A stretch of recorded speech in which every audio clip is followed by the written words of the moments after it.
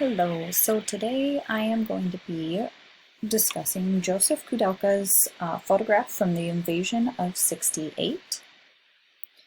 This photograph is one that impacted me in college, so I want to present on it as well.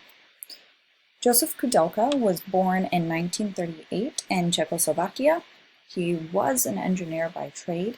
He did take up photography at 30 years old, but he made his mark as a photographer during the Soviet invasion of Prague in 1968. The wall and search for freedom have been main themes throughout his work, and this is the wall that protected Czechoslovakia. The quote here that he stated, "I was brought up behind the wall, and all my life I wanted to get out, and this is the principle of the wall. You know you can't get out."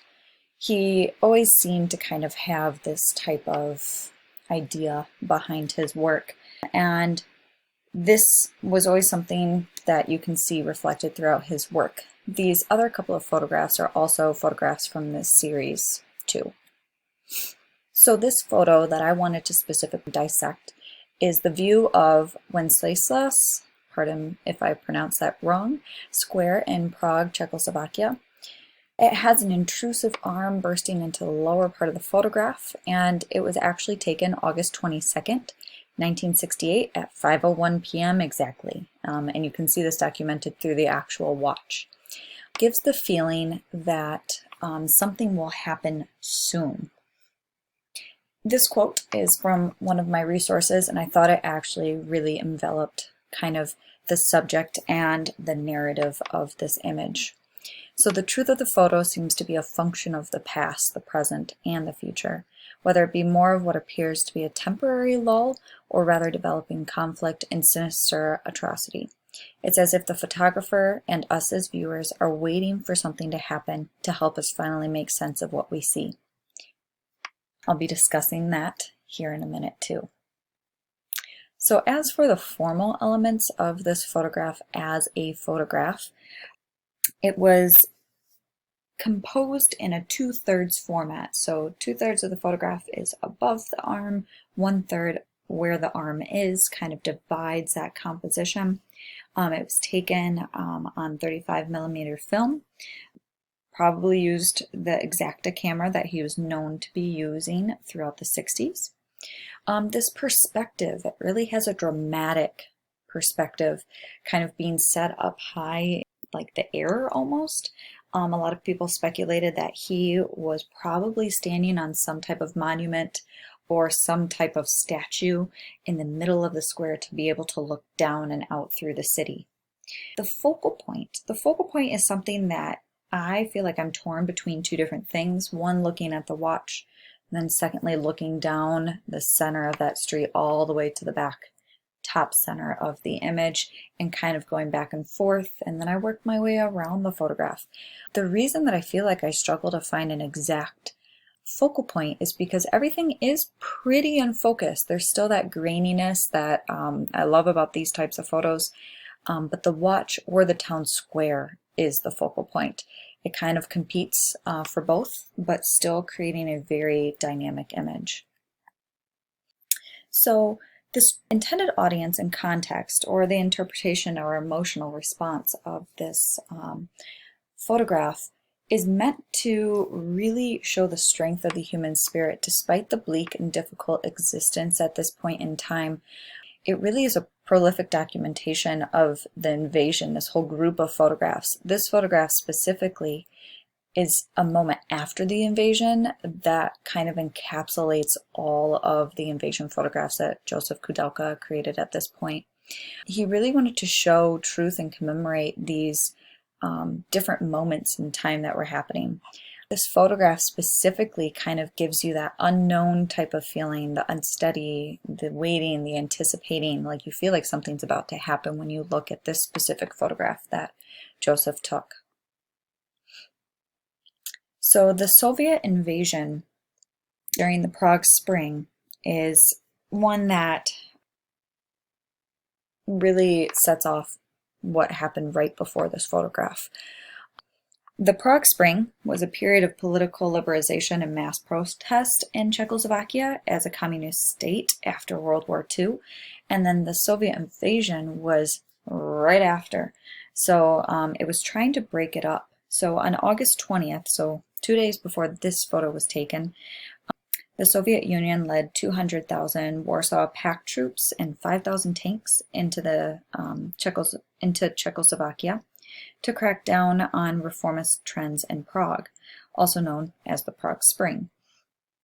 So, despite the Soviet Union's action, it did successfully halt the pace of the reform in Czechoslovakia, but it had unintended consequences for the unity of the communist bloc as well. So, the significance of this image is really one that it has this prolific imagery that makes you question things and wonder what has just happened.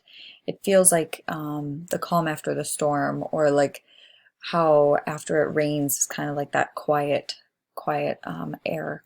So in this image, it was an impactful image because it was one of the last images of the series. Specifically, Magnum Agency, who had received these photos, actually helped Koudelka escape to England in 1970, where he applied for political asylum. However, without a true home or being able to go back to, Koudelka did become a nomadic photographer, traveling around Europe in search of this freedom that he so wanted. And even though this photograph was taken after the Prague invasion, it kind of was a storytelling of what was to come. It was kind of that waiting, unknown, something's about to happen type of feeling. So what makes this image powerful? Okay, what makes this intense? So when these photos came to the Magnum Agency, they labeled them under Anonymous Photographer PP. It did earn the Robert Capa Award due to the intensity and significance of the photos taken. 16 years passed before Koudelka could safely acknowledge the authorship of these images. Leading up to this image, I wanted to read an excerpt from one of the resources that really dove into when this photo actually happened. So, via declaration by the Czech leaders conveyed to the people of Prague by radio on the morning of August 21st, both the Czech army and Czech citizenry were ordered to stand down and not engaged in any retaliation. It would be counterproductive of the Prague Spring. So we call upon the people of Prague, in particular the workers, prevent any possible conflict. At this moment, defense by force is impossible. Our defense must be dignified, prudent approach, unswerving loyalty to the process we began in January. In response, the Czech citizens who flooded the streets of Prague restricted their outrage to shouting and slogans and peaceful resistance. Yet, as more residents crowded into the streets and surrounded the invaders' tanks and troop transports, Soviet soldiers fired into the crowd, killing a number of Czechs. By that night, given limited knowledge of the Soviet dedicated curfew, the occupying forces were driving their vehicles into the crowds and shooting random protesters who remained on the streets. That next morning, August 22nd, the day that this photo was taken, Prague streets were empty. But as the day progressed, the news spread that there was going to be a massive demonstration in the Wenceslas Square at 5 o'clock. It was in fact a Soviet provocation meant to provide a justification for the occupiers to crack down further.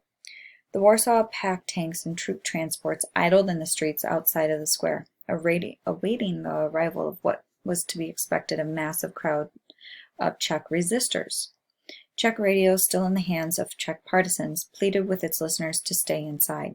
The alternative would have been a massacre. The question was, would the residents of Prague stay home? So as you look at this photograph, it answers that question. Koudelka took the photograph at 5:01, and you can see that on his wristwatch. No one showed up. So the legacy of this timeless photo really shows the end of this Soviet invasion, and what could have been a massacre turned out to be emptiness openness. There wasn't anything happening, but you still feel that anticipation. This photo captured a moment in history that could have looked very different. So I find that to be a really important factor in Josef Koudelka's image of the Soviet invasion.